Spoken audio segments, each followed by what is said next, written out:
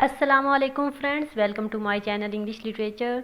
तो फ्रेंड्स, आज की वीडियो में हम डिस्कस करने वाले हैं टाइप्स ऑफ पोइट्री को। ठीक है, जैसा कि हमने पिछली वीडियो में लिटरेरी फॉर्म स्टार्ट किया था, तो लिटरेरी फॉर्म में हमने पोइट्री को डिस्कस किया था। ठीक है, तो आज हम पोइट्री के कुछ टाइप्स को पढ़ लेते हैं और कुछ टाइप्स को हम नेक्स्ट वीडियो में देखेंगे।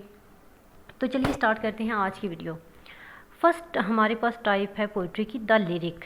ठीक है, the lyric is most delightful and pleasing form of poetry. ठीक है फ्रेंड्स, लिरिक जो है वो एक मोस्ट प्लीजिंग और डिलाइटफुल फॉर्म ऑफ पोइट्री है। ठीक है, जो लिरिक वर्ड है ये ओरिजिनेट हुआ है ग्रीक वर्ड लियर से। ठीक है, और ये एक म्यूज़िकल इंस्ट्रूमेंट है। जो लिरिक है ना वो एक म्यूज़िकल इंस्ट्रूमेंट है और एक ऐसी पोइम जिसमें सिंगल इमोशन को एक्सप्रेस किया जाता है उसको हम लिरिक बोलते हैं। ठीक है फ्रेंड्स, तो अब आपको समझ आ गई होगी कि जो लिरिक है वो एक मोस्ट प्लीजिंग और डिलाइटफुल फॉर्म ऑफ पोइट्री है। ठीक है, इसमें सिंगल इमोशन को एक्सप्रेस किया जाता है और इस लिरिक के अंदर क्वालिटी ऑफ इमोशन होना भी बहुत इंपॉर्टेंट है फ्रेंड्स। कुछ टाइप्स ऑफ लिरिक्स हैं उनको भी देख लेते हैं। टाइप्स ऑफ लिरिक्स में love lyric, lyric of patriotism, lyric of religious, lyric of Joy. ठीक है, ये जो कुछ टाइप्स हैं लिरिक्स की। ठीक है, जिसमें लव लिरिक्स भी ऐड है, lyric of patriotism, lyric of religious and lyric of Joy. ठीक है फ्रेंड्स, तो इसकी अगर आपको मैं एग्जांपल दूं तो लिरिक की एग्जांपल आप अगर लिटरेचर में देखना चाहते हैं तो जो वर्ड्सवर्थ हैं उनकी जो बुक है द टिंटन एबे, जो कि उन्होंने अपनी लिरिकल बैलेड में ऐड की थी, वो एक लिरिक है। ठीक है friends, Tintern Abbey by Wordsworth is a lyric, sorry. ठीक है, तो अब ये जो एग्जांपल है ये मोस्ट इम्पोर्टेंट और मोस्ट प्रोमिनेंट एग्जांपल है इंग्लिश लिटरेचर के अंदर लिरिक की। ठीक है, नेक्स्ट क्या है कि जो लिरिक है उसमें friends motive, statement and conclusion होना लाजमी है। ठीक है, ये भी लिरिक के पार्ट्स हैं। इसके अलावा अगर ये पार्ट्स इसमें मौजूद ना हो तो लिरिक कंप्लीट नहीं हो सकता। ठीक है, अब मोटिव को समझ लेते हैं। मोटिव क्या है? First few lines of a poem which states poets emotions are called motive. First कुछ लाइन्स पोइम की जिनमें पोइट्स के अपने इमोशंस को एक्सप्रेस किया जाता है, उसके अपने इमोशंस को बयान किया जाता है, उसको हम बोलते हैं मोटिव। ठीक है फ्रेंड्स, नेक्स्ट हमारे पास है स्टेटमेंट। स्टेटमेंट क्या होता है? Thoughts and emotions of a poet called statement. ठीक है, अब स्टेटमेंट में हमारे पास आ जाते हैं thoughts and emotions of a poet. ठीक है, पोएट के थॉट्स और इमोशंस को हम स्टेटमेंट में देखते हैं। मोटिव में हमारे पास होता है फिर उसकी जो अपने इमोशंस होते हैं ना, जो फर्स्ट फ्यू लाइंस होती हैं उनके अंदर जो पोइट के अपने इमोशंस होते हैं उसको हम बोलते हैं मोटिव, और जो पोइट्स के थॉट और इमोशंस पोइम के अंदर मौजूद होते हैं उसको हम बोलते हैं स्टेटमेंट। ठीक है, नेक्स्ट और लास्ट है हमारे पास conclusion.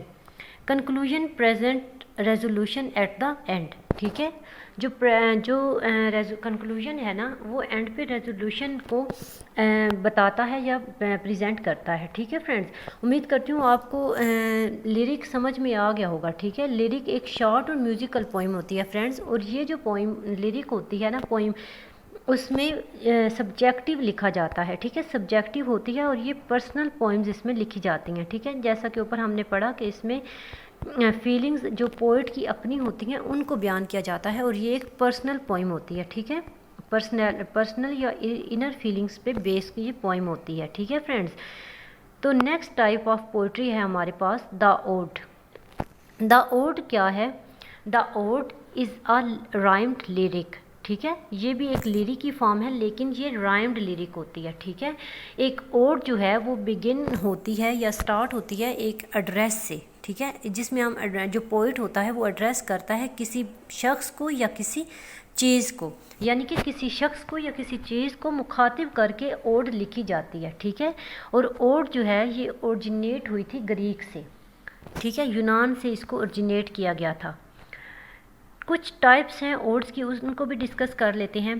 Types of ode: Dorian type और पिंडारिक ओड। डोरियन और पिंडारिक ओड, होरेशियन ओड, ये टू टाइप्स हैं और इनको हम ये जो टाइप्स हैं ये ओड की टाइप्स हैं। ठीक है friends, Pindaric odes and Horatian odes. Next है the great exponent of Pindaric ode is Pindar an ancient Greek poet.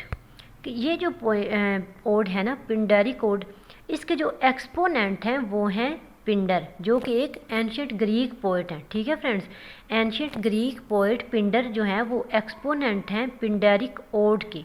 ठीक है, थॉमस ग्रे की जो अगर हम एग्जाम्पल के तौर पे देखें, थॉमस ग्रे की जो द बार्ड है ना वो बिलोंग करती है द पिंडरिक कोड से। ठीक है, the best practitioner of Horatian ode Horace, great Latin poet. तो अब ये जो नेक्स्ट हमारे पास ओड है होरेशियन ओड, इसके बेस्ट जो प्रैक्टिशनर हैं, जो जिन्होंने इसको मोस्ट लिखा है, यानी कि काफ़ी ज़्यादा इसको लिखा है, प्रैक्टिशनर हैं इसके, एक्सपोनेंट आप बोल सकते हैं, वो हैं होरेशियन ओड के होरेस, ग्रेट लैटिन पोइट। ठीक है, जो पिंडर थे वो एंशियंट ग्रीक पोइट थे और जो होरेस हैं वो ग्रेट लैटिन पोइट हैं। ठीक है, और वो एक्सपोनेंट हैं होरेशियन ओड के। ठीक है, होरेशियन ओड जो है वो बिलोंग करती है होरेस से और जो पिंडरी कोड है वो बिलोंग करती है पिंडर से। ठीक है फ्रेंड्स, उम्मीद करती हूँ आपको समझ में ज़रूर आ रहा होगा। ठीक है, नेक्स्ट ओड्स अगर हम देखें जो कि लिटरेचर में हमारे पास मौजूद हैं, वो ये है कि 3 जो पार्ट्स हैं ओड के, उसमें जो पिंडरी कोड है ना फ्रेंड्स, पिंडरी कोड्स के कुछ पार्ट्स हैं। ठीक है, जिनमें आ जाता है स्ट्रोफी, एंटीस्ट्रोफी एंड एपड। अब स्ट्रोफी और एंटीस्ट्रोफी और ये एपड हैं क्या? ये 3 पार्ट्स हैं फ्रेंड्स, पिंडरी कोड्स के 3 पार्ट्स हैं ये। ठीक है, और अब इन तीनों को अलग अलग हम देख लेते हैं। The strophe is the stanza form of the ode. Ode के अंदर यानी एक पोइम के अंदर अगर स्टैंजा फॉर्म में लिखा गया है, यानी कि एक स्टैंजा के तौर पे लाइंस को अरेंज किया गया है, तो उसको हम बोलेंगे द स्ट्रोफी। ठीक है, उसके बाद आ जाता है एंटीस्ट्रोफी। एंटीस्ट्रोफी में क्या होता है? During the recitation the dancers made turns, these are called antistrophes. ठीक है, कि जब डांसर्स जो हैं, जब रिसाइटेशन हो रही होती है, जो डांसर होते हैं जब वो टर्न लेते हैं तो उस पोजीशन को हम एंटीस्ट्रोफी बोलते हैं। नेक्स्ट आ जाता है एपोड। एपोड जो है, अगर डांसर्स जो हैं वो खड़े रहें स्टिल ड्यूरिंग द रिसाइटेशन, तो उस पोजीशन को हम बोलेंगे एपोड। ठीक है फ्रेंड्स, उम्मीद करती हूँ आपको एंड ये जो पिंडरी कोड्स के 3 पार्ट्स भी समझ में आए होंगे। इसमें 3 पार्ट्स हैं, स्ट्रोफी, एंटीस्ट्रोफी एंड एपोड। और एंटीस्ट्रोफी में मतलब कि स्टैंजा फॉर्म में अगर होड हो तो उसको बोलते हैं, और अगर जो रिसाइटेशन के दौरान डांसर्स टर्न लेते हैं उसको एंटीस्ट्रोफी बोलते हैं। और उसके बाद एंड पर अगर डांसर्स जो हैं वो स्टिल खड़े रहें रिसाइटेशन के दौरान भी, तो उसको हम बोलते हैं एपोड। ठीक है फ्रेंड्स, तो नेक्स्ट एक टाइप है जो कि लेस्बियन ओड है, वो एक सिमिलर फॉर्म में होती है, सिंपलर फॉर्म में सॉरी होती है। जो लेस्बियन ओड है ये भी एक ओड की आप इसको टाइप ही बोल सकते हैं, और ये जो ओड है ये सिंपलर फॉर्म में होती है। ठीक है फ्रेंड्स, और होरेशियन अगर हम होरेशियन पिंडरी कोड तो हमने उसके पार्ट्स भी पढ़ लिए हैं और उसकी एग्जांपल भी देख लिया, लेकिन अगर हम होरेशियन ओड को देखें तो उसकी एग्जांपल भी हमारे पास मौजूद है, जो कि है मैं Andrew Marvell's ode Cromwell's return from Ireland. ठीक है, ये जो एक पोइम है ये उनकी होरेशियन ओड है, ये एंड्रू मार्वल ने लिखी थी। ठीक है फ्रेंड्स, उसके बाद आ जाती हैं कुछ टाइप्स ओड्स की। ठीक है, ओड्स की कितनी टाइप्स हैं? 2 टाइप्स हैं। 2 types of ode, regular and irregular ode. Regular ode क्या होती है? रेगुलर ओड होती है एक series of similar stanzas, odes of Keats and Shelley और रेगुलर ओड्स। ठीक है, कुछ ऐसे ओड्स जिनके अंदर सीरीज़ जो होती है वो सिमिलर स्टैंजास की होती है, उसको हम रेगुलर ओड बोलते हैं। जो शैली और कीट्स की ओड्स हैं उनको हम रेगुलर ओड्स बोलते हैं। ये इंग्लिश लिटरेचर के अंदर एग्जाम्पल्स हैं फ्रेंड्स। नेक्स्ट है irregular ode. Irregular ode have stanzas of different length and arrangements. जो इरेगुलर स्टैंजास हैं सॉरी ओड्स हैं, उनके अंदर जो स्टैंजास होते हैं ना उनकी डिफरेंट लेंथ होती है और डिफरेंट अरेंजमेंट्स होते हैं। ठीक है, तो इसकी एग्जांपल अगर हम देखें तो एस.टी. कोलरिज की जो ओड ऑन डिजेक्शन है ना, यहाँ पे मैं हाईलाइट कर देती हूँ, हाँ जी, ode on dejection is an irregular ode. ठीक है फ्रेंड्स, तो उसके अलावा कुछ ऐसे राइटर्स हैं जिनकी ओड्स भी काफ़ी ज़्यादा फेमस हैं इंग्लिश लिटरेचर के अंदर, उन्होंने पिंडेरिक ओड्स लिखी हैं। उनमें आ जाते हैं बेन जॉनसन, ठीक है फ्रेंड्स, बेन जॉनसन मशहूर है एक। और उसके अलावा आ जाते हैं थॉमस ग्रे, भी आप कह सकते हैं, थॉमस ग्रे की भी जो ओड्स हैं वो पिंडेरिक ओड्स हैं। नेक्स्ट हमारे पास हैं जॉन मिल्टन, ठीक है, जॉन मिल्टन ने भी पिंडेरिक ओड्स लिखी हैं, जॉन मिल्टन। फ्रेंड्स ये बात आप नोट कर लें, ध्यान में रख लें, ये मोस्ट इम्पॉर्टेंट बात है जो मैं आपको बता रही हूँ, और उम्मीद करती हूँ आपको समझ में ज़रूर आया होगा। तो नेक्स्ट देख लेते हैं। नेक्स्ट हमारे पास है सोनेट। फ्रेंड्स सोनेट जो है वो भी एक टाइप ऑफ पोइट्री है, ठीक है, उस पे मैंने एक अलग से वीडियो बना रखी है, उसका मैं डिस्क्रिप्शन में लिंक दे दूँगी, आप लोग उसको भी ध्यान से कर लें, उसको भी बड़े डिटेल के साथ मैंने लेक्चर दिया है उस पर, आप उसको डिस्क्रिप्शन बोर्ड में दिए गए लिंक से देख के कर सकते हैं, ठीक है फ्रेंड्स। वीडियोस जो हैं वो पूरी देखा करें, समझा करें, और उनमें से जो मेन पॉइंट्स आपको लगते हैं कि आपको याद रखने चाहिए, वैसे तो मेरी तमाम वीडियोज़ में मैं आपको काफ़ी इंफॉर्मेटिव चीज़ें बताती हूँ हर एक चीज़ के बारे में, लेकिन आप लोग इस वीडियो को भी गौर से देखिए और चीज़ों को नोट करते जाएं, ठीक है। तो नेक्स्ट टाइप ऑफ पोइट्री है हमारे पास द एलिजी, ठीक है फ्रेंड्स। एलिजी क्या है इंग्लिश लिटरेचर के अंदर? एलिजी एक ऐसी पोइम होती है जिसमें किसी ख़ास शख्स की डेथ पर लेमट हो, ठीक है। अगर the elegy is a poem of lament for the death of a particular person, किसी पर्टिकुलर पर्सन की डेथ पर जो लेमट पोइम लिखी जाती है उसको बोला जाता है एलिजी, ठीक है। एलिजी जो है ये ग्रीक वर्ड से निकली है, एलिजियड, जिसका मतलब है लेमट, ठीक है, लेमट यानी कि mourn. The elegy should be written in elegiac meter, elegy को लिखा जाना चाहिए एल्जियक मीटर के अंदर, ठीक है। अगर हम लिटरेचर में इसकी एग्जांपल देखें तो लिटरेचर में इसकी एग्जांपल ऐसे है कि जो टेनिसन की इन मेमोरियम है ना फ्रेंड्स, वो एक एलिजी है, ठीक है। इनकी जो इन मेमोरियम है टेनिसन की, वो एक एलिजी है जो कि उन्होंने अपने दोस्त की डेथ पे लिखी थी, ठीक है। जो उनके फ्रेंड थे ना आर्थर हेलम, उनकी डेथ पर उन्होंने इन मेमोरियम लिखी थी, जो कि इनकी अर्ली ईयर में, मतलब कि अर्ली एज में इनकी डेथ हो चुकी थी। तो अर्ली एज में डेथ होने की वजह से टेनिसन ने 10 ईयर्स तक कुछ भी नहीं लिखा, कुछ भी वर्क उन्होंने नहीं लिखा, लेकिन उसके बाद इन्होंने एक एलिजी लिखी जिसका नाम था इन मेमोरियम, और इस एलिजी के अंदर उन्होंने अपने फ्रेंड के बारे में मौन किया, ठीक है। The poem Rugby Chapel mourns the death of Matthew Arnold's father, जो मैथ्यू आर्नर्ड्स की पोइम है रुग्बी चैपल, उसमें उन्होंने अपने फादर की डेथ पे मौन किया है, उन्होंने ये एलिजी लिखी है अपने फादर की डेथ पे, जिसका नेम है रुग्बी चैपल, ठीक है। उसके अलावा आ जाता है डच। फ्रेंड्स अगर हम डच की एग्जांपल देखें तो विलियम कोलिंस जो हैं उनकी एक पोइम है अ सॉन्ग फ्रॉम शेक्सपियर्स कैम्बलिन, वो एक डच है, ठीक है फ्रेंड्स। नेक्स्ट है मोनोडे। मोनोडे एक एलिजी है ऑन अ सिंगल पर्सन, ठीक है। जब कोई एक शख्स गाता है या कोई एक शख्स एलिजी को लिखता है या उसको प्रोनाउंस करता है या गाता है, सिंग करता है, तो उसको बोला जाता है मोनोडी, ठीक है फ्रेंड्स। ये मोस्ट इंपॉर्टेंट चीज़ है, आप लोगों ने ये याद रखनी है कि मोनोडी एक सिंगल पर्सन पे एलिजी होती है, ठीक है। मैथ्यू आर्नल्ड की अगर एक एलिजी है, उन्होंने हॉक क्लॉक पे लिखी थी थारिस, वो एक मोनोडी है, ठीक है। उसके अलावा शैली ने लिखी थी कीट्स के लिए, वो भी एक मोनोडी है जो कि उनकी एडोनिस थी, ठीक है फ्रेंड्स। ये बातें याद में रख लें, ये मोस्ट इंपॉर्टेंट पॉइंट्स हैं जो कि आप लोगों को मालूम होने ज़रूरी हैं। नेक्स्ट है the pastoral elegy was originated by Sicilian Greek poet Theocritus. अच्छा, यहाँ पे हमने पोइट्री की इसकी एलिजी की कुछ टाइप्स भी देखी हैं, उनमें डर्ज भी हमने देखा, मोनोडी भी देखा, लेकिन उसके साथ पेस्टोरल एलिजी भी होती है, ठीक है फ्रेंड्स। पेस्टोरल एलिजी जो है वो ओरिजिनेट की थी सिसिलियन ग्रीक पोइट थियोक्राइट्स ने। पेस्टोरल एलिजी में क्या होता है कि जो पोइट्स होता है वो एक्सप्रेस करते हैं अपने सारोस को अंडर द डिस्गाइज, ठीक है।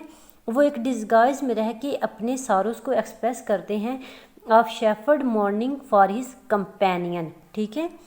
अगर हम पेस्टोरल एलिजी की एग्जांपल्स इंग्लिश लिटरेचर के अंदर देखें तो मिल्टन्स की Lycidas, Spenser's Astrophel, Matthew Arnold's the Scholar Gipsy और famous pastoral elegies in English literature. ठीक है, ये मोस्ट इम्पोर्टेंट पॉइंट्स हैं फ्रेंड्स, और ये चीज़ें आप याद रख लें कि जो मिल्टन की पोइम है लेसिडेस, वो एक पेस्टोरल एलिजी है। ठीक है, पेस्टोरल एलिजी है। और उसके अलावा एडमंड स्पेंसर की एस्ट्रोफल और मैथ्यू आर्नल्ड की द स्कॉलर जिप्सी और फेमस पेस्टोरल एलिजीज। ठीक है, जिनके अंदर पोइट्स ने अपने आप को एक डिस्गाइज में रख के अपने सारोस को एक्सप्रेस किया है। ठीक है, जैसा कि शेफर्ड के डिस्गाइज में। ठीक है, उसके अलावा फ्रेंड्स आप लोगों से ये बात करना भी मोस्ट इम्पोर्टेंट है कि जो इंग्लिश लिटरेचर में कुछ क्रिटिकल एलिजीज भी लिखी जाती हैं। ठीक है, क्रिटिकल एलिजी भी होती है जिसमें किसी शख्स के डेथ पर या किसी शख्स के वर्क पर क्रिटिसाइज़ किया जाता है और उसको क्रिटिकली लिखा जाता है। ठीक है, तो उसको हम बोलते हैं क्रिटिकल एलिजी। अगर आप इसकी एग्जांपल देखें, क्रिटिकल एलिजी क्रिटिकल एलिजी जो है वो, अगर हम इसकी एग्जांपल देखें तो हमारे पास इंग्लिश लिटरेचर में हेलिनिस ग्रेव एक वर्क है जो कि इसकी मोस्ट इम्पोर्टेंट एग्जांपल है। हेलिनिस ग्रेव। ठीक है, ये इसकी आप एग्जांपल भी क्रिटिकल एलिजी की लिख सकते हैं। तो फ्रेंड्स नेक्स्ट टाइप्स देख लेते हैं। Next friends the ballot. Ballot जो है वो एक सिंपल नरेटिव पोइम है, शॉर्ट स्टैंजाज में इसको लिखा जाता है। ठीक है फ्रेंड्स, आप इसको एक शॉर्ट स्टोरी भी बोल सकते हैं, वर्स फॉर्म में जो लिखी जाती है। उसके अलावा जो वर्ड बैलेट है वो ड्राइव हुआ है लैटिन वर्ड्स बैलियर से, जिसका मतलब है डांस करना। ठीक है फ्रेंड्स, अर्लीस्ट इंग्लिश में अगर हम बैलेट को देखें तो जुडस जो है वो हमारे पास एक फ्रेगमेंट है 13th सेंचुरी की। ठीक है, उसके अलावा ये एक मोस्ट इम्पॉर्टेंट एग्जांपल है बैलेट की इंग्लिश लिटरेचर के अंदर। ठीक है, डिफरेंट काइंड्स देख लेते हैं। 2 काइंड्स हैं इंग्लिश लिटरेचर में बैलेट्स की, ट्रेडिशनल बैलेट और Ballad of growth and the modern ballot और लिटरेरी बैलेट। ठीक है, ट्रेडिशनल बैलेट्स जो होती हैं फ्रेंड्स उसको डिस्कस कर लेते हैं। ट्रेडिशनल बैलेट को हम इम्पर्सनल बैलेट बोलते हैं। इम्पर्सनल मींस जो कि नॉट पर्सनल। ठीक है, इम्पर्सनल बैलेट्स होती हैं। इम्पर्सनल बैलेट्स जो हैं वो उसमें फ्रेंड्स मोस्ट इम्पोर्टेंट, या अगर हम मोस्ट इम्पोर्टेंट कुछ बैलेट्स को देखें तो वो हमारे पास हैं फेमस ट्रेडिशनल बैलेट्स और Chevy Chase, Edom o Gordon and Thomas the Rhymer. ठीक है, ये बैलेट्स हमारे पास ट्रेडिशनली मौजूद हैं स्कॉटिश रीजन के अंदर। ठीक है, स्कॉटिश रीजन में ये हमारे पास कुछ ट्रेडिशनल बैलेट्स मौजूद हैं। ठीक है फ्रेंड्स, उसके अलावा फ्रेंड्स जो बैलेट है वो डील करती है लव के साथ। ठीक है, एडवेंचर के साथ, लव और एडवेंचर के साथ जो बैलेट है वो डील करती है। ठीक है, उसके अब हमने ट्रेडिशनल बैलेट्स तो देख लिए, उसके बाद आ जाते हैं मॉडर्न बैलेट। मॉडर्न बैलेट में friends modern ballads are also called ballads of art. ठीक है, जो बैलेट्स ऑफ आर्ट हैं उनको भी मॉडर्न बैलेट बोला जाता है। ठीक है, एस टी कॉलेज की जो rhyme of the ancient mariner है ना, वो एक मॉडर्न बैलेट है। ठीक है फ्रेंड्स, जैसा कि हमने ऊपर पढ़ा ना वर्ड्सवर्थ की पोइम टिंटन एबे के बारे में, उसी तरह एस टी कॉलेज की पोइम जो है rhyme of the ancient mariner, वो एक मॉडर्न बैलेट है और इसको भी लिरिकल बैलेट में ऐड किया गया। क्योंकि अब तो आप लोगों को समझ आ गया होगा क्योंकि ये क्यों बैलेट है, क्योंकि इसको लिरिकल बैलेट में ऐड किया गया। नेक्स्ट अगर हम देखें, famous Ballad of John Keats is ले बैले डैम सेंस मैरी। ठीक है, लॉर्ड टेनिसन की जो द रिवेंज है वो भी एक बैलेट है फ्रेंड्स। उसके अलावा रॉबर्ट ब्राउनिंग की जो हर्व है वो भी एक बैलेट है। ठीक है, डीजी रोस्टे की जो पोइम है द किंग्स ट्रेजेडी और फेमस बैलेट्स इन इंग्लिश लिटरेचर। ठीक है, ये कुछ बैलेट्स हैं जो कि इंग्लिश लिटरेचर के अंदर मोस्ट फेमस हैं, ये मोस्ट इम्पोर्टेंट हैं फ्रेंड्स। उसके अलावा फ्रेंड्स नेक्स्ट क्या है, नेक्स्ट अगर हम इसके बारे में मैं आपको बताऊं बैलेट के बारे में, तो नेक्स्ट ये इन्फॉर्मेशन है कि अगर हम किसी भी सीरियस थीम को इसकी हम एक चीज़ देख लेते हैं कि जहाँ पर हम बैलेट को पढ़ रहे हैं वहाँ पर हमें इसकी एक मोस्ट इम्पॉर्टेंट चीज़ जो है वो नोट करनी है कि हमारे पास मोक बैलेट भी मौजूद होती हैं। ठीक है, मोक बैलेट के अगर हम किसी भी सीरियस थीम को ट्रीट करते कॉमिक थीम को सीरियसनेस के साथ ट्रीट करते हैं तो उसको हम मोक बैलेट बना के रख देते हैं। ठीक है, जैसा कि अगर हम मोक बैलेट की एग्जांपल इंग्लिश लिटरेचर में देखें तो विलियम कॉपर्स की जो जॉन गिल्पन है जॉन गिल्पिन ये एक मोक बैलेड की एग्जाम्पल है हमारे पास, ठीक है। उसके अलावा जो ट्रेडिशनल बैलेड्स हैं उनको हम अथेंटिक बैलेड्स भी बोलते हैं, ठीक है फ्रेंड्स। जैसा कि हमने यहाँ पे पढ़ा ना, ट्रेडिशनल बैलेड्स जो हैं वो इम्पर्सनल बैलेड्स कहलाती हैं, लेकिन ट्रेडिशनल बैलेड्स को इसके अलावा अथेंटिक बैलेड्स भी बोला जाता है, ठीक है फ्रेंड्स।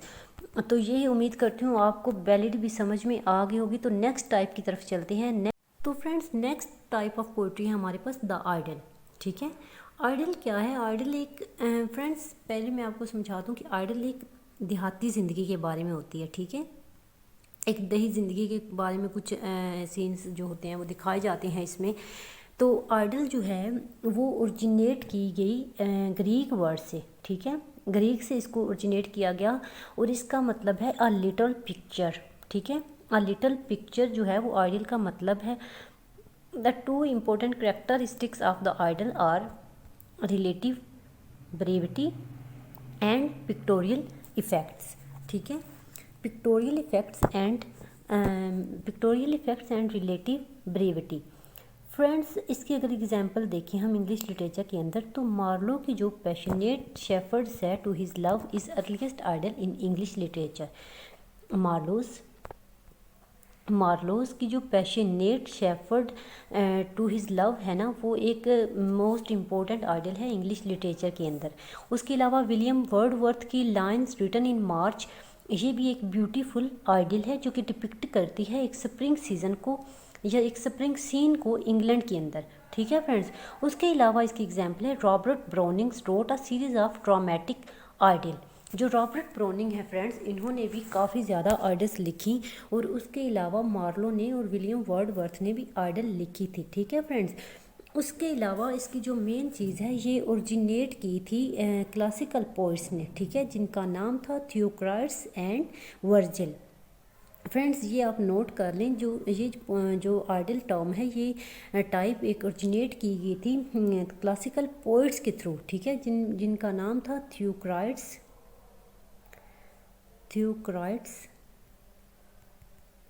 And Virgil. आपने इनका नाम तो सुने ही होंगे, ठीक है फ्रेंड्स।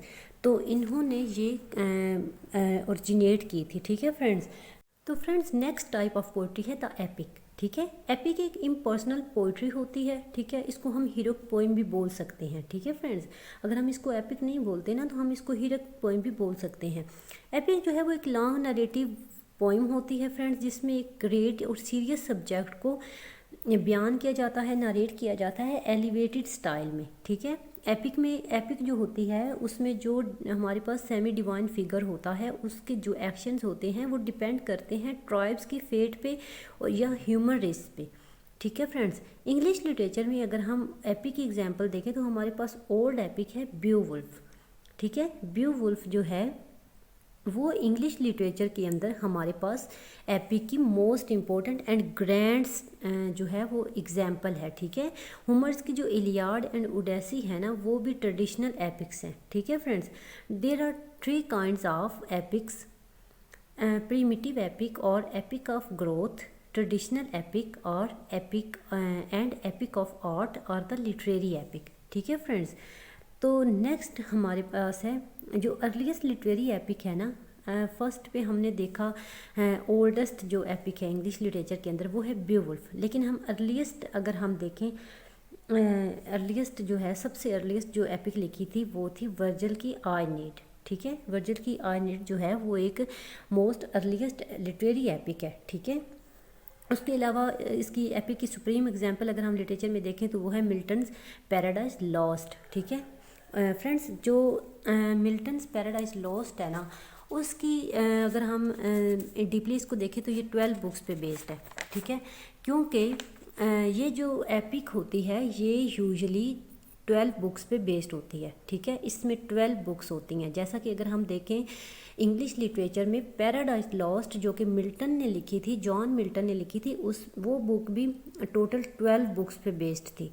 उसके अलावा जो होमर की इलियाड एंड ओडेसी है वो भी 12 बुक्स पे बेस्ड है, ठीक है। ये जो वर्क है ना, ये दोनों बुक्स को अगर हम देखें तो ये 24 बुक्स पे बेस्ड हैं, लेकिन ईच अगर हम देखें तो वो 12 बुक्स पे है, ठीक है।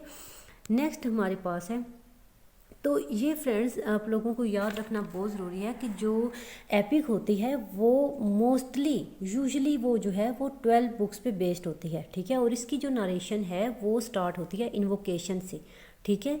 इन्वोकेशन से इसकी जो है वो स्टार्ट होती है, इसकी नरेशन स्टार्ट होती है। उसके अलावा इसमें एक मोरल थीम भी पाया जाता है जो कि मोस्टली एंड पे दिखाते हैं, ठीक है। उसके अलावा फ्रेंड्स अगर हम लिटरेचर में एग्जांपल देखें, मैथ्यू आर्नल्ड ने एक सहराब एंड रुस्तम लिखा, जॉन कीट्स ने हाइपरियन एंड एडमंड स्पेंसर ने फेरी क्वीन लिखी, ठीक है। ये भी एपिक्स ही कहलाती हैं फ्रेंड्स, लेकिन ये एपिक्स जो हैं ये फ्रेगमेंटरी एपिक्स हैं, ठीक है, यानी कि इनकम्प्लीट हैं, मुकम्मल एपिक्स नहीं हैं, लेकिन हैं ये एपिक्स ही, लेकिन ये फ्रेगमेंटरी एपिक्स हैं।